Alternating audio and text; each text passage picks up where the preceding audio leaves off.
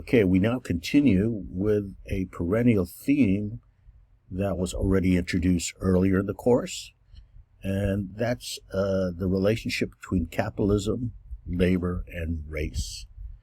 And just to jog our memory about this interrelationship, let's recall that capitalism, as we acknowledge, inheres in expansionism, and that expansionism, the motor of that tendency is the pursuit of profit. And in most cases, profit is affected most by labor costs. In other words, you have to minimize your labor costs in order to maximize your profit.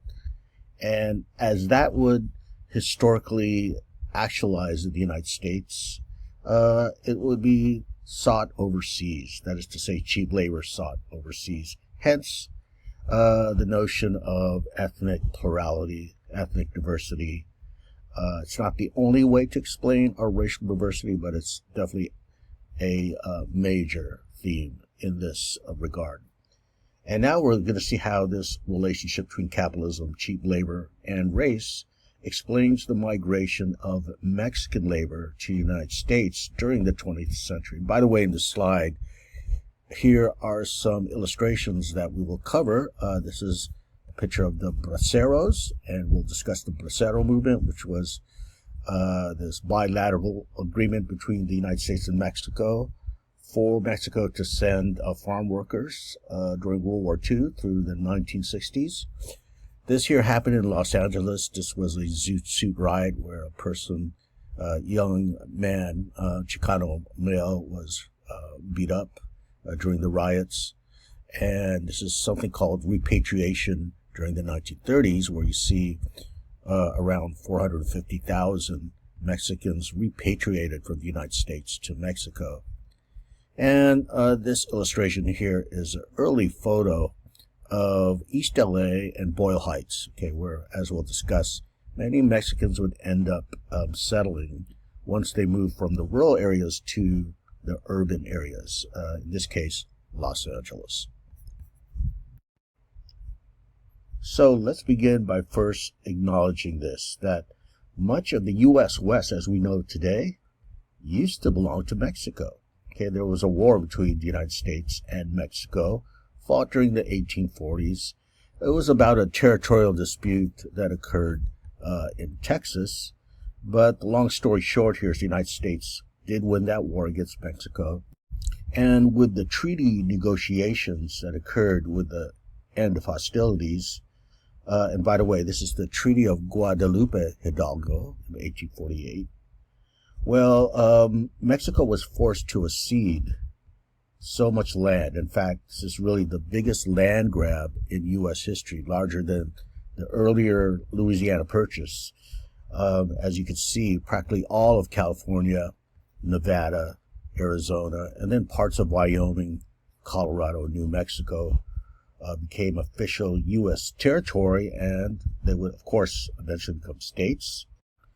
But let's say in 1848, 1849, once that treaty was negotiated, there were already 80,000 Mexicans living in this area here that's called the Mexican Cession of 1848. So interesting to note that 80,000 Mexicans became residents of the United States practically overnight, right, without even moving. And you may have heard the expression that we didn't cross the border crossed us, right? This is what you hear from some Mexican-American activists and so forth.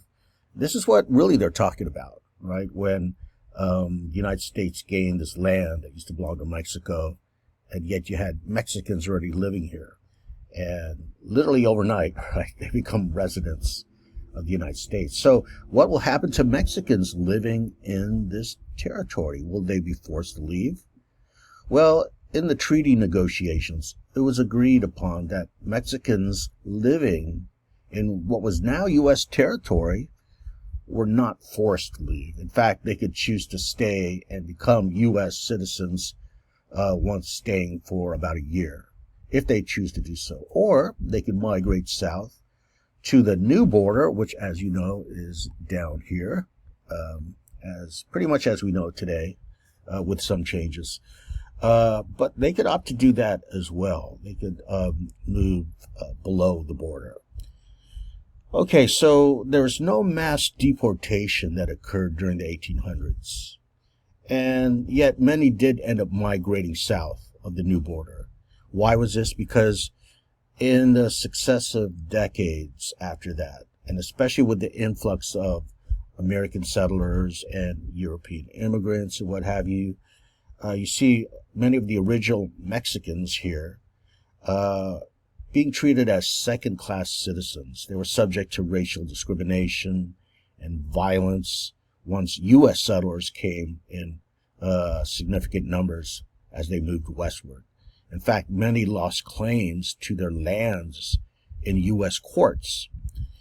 And not only that, many of the Mexicans already there were relegated to low-wage labor. So because of that, economic exploitation, the loss of land and what have you, many voluntarily migrated to Mexico during the years after 1848. In fact, we could see this happening in the couple of decades after 1848.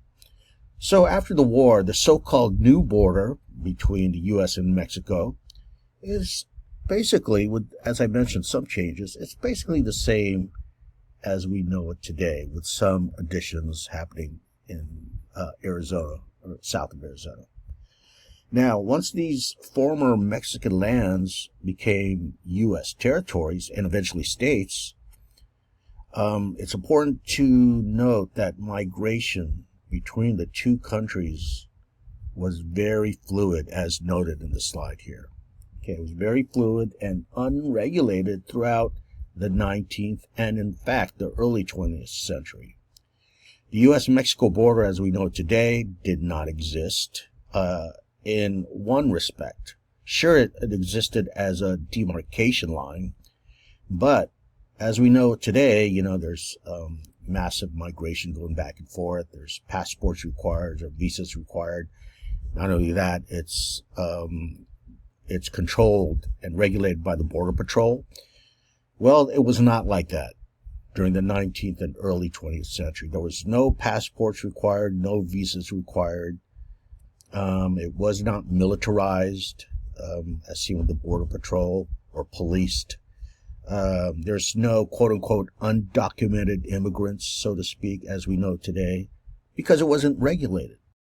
So this notion of a very fluid and, again, unregulated migration happening between the border, right, between the United States and Mexico is how we should think of it. Now, when you think of it today, the U.S. and Mexico and the border that separates, you have to think of two widely different and disparate countries in terms of economic development.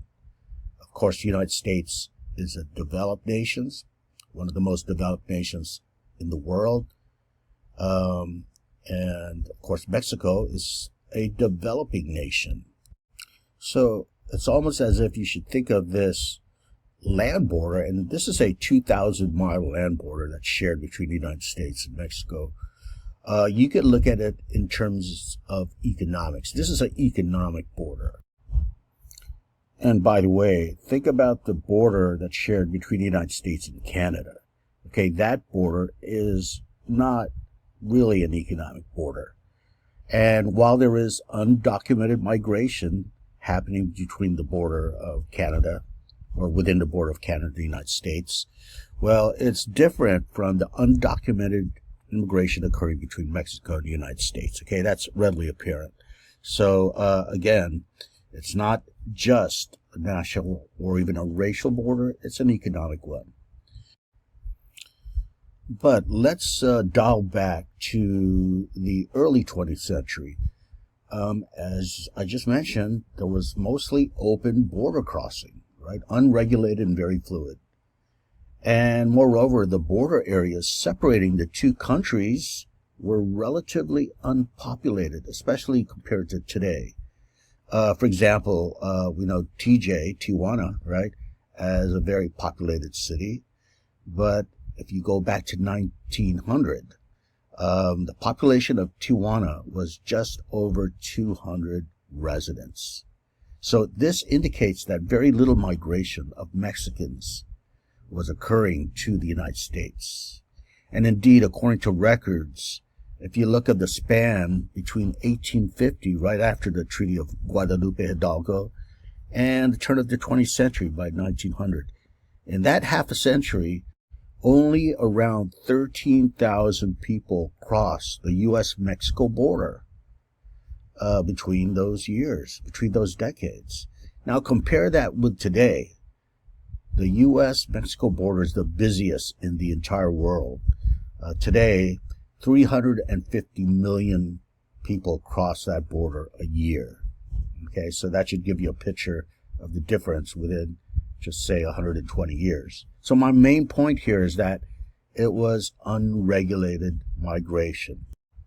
Now, in view of the low rate of migration between the two borders, right, that line of separation, what does that lack of movement, migratory movement, tell us about the so-called pull factors that may exist in the United States, or may not exist, is probably a better way to put it?